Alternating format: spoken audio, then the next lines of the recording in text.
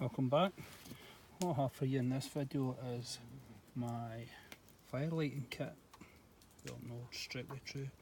What it is actually an old tin, and as you can see I've put a hole in it, and what I'm going to do is actually make some char cloth.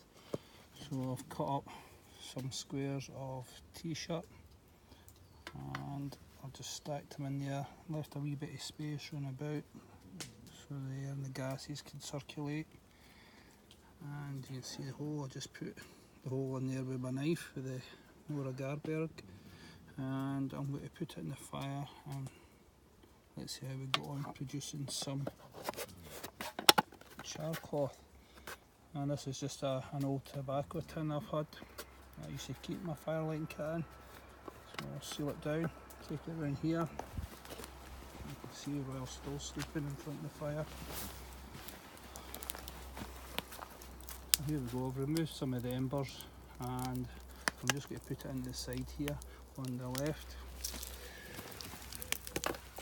There we go, and we'll see how that gets on.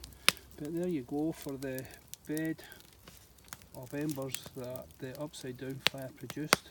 There's actually a lot more than this, and you can see it'd be ideal for cooking on.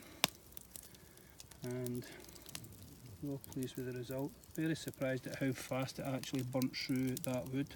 As I say, I've normally used saturated wood at the bottom and it would burn a lot slower. There we go. I'll just wait for some of the gases to release through the top of the tin, watch out for that, and then I'll just pull it out. And that's how I go about getting my char cloth.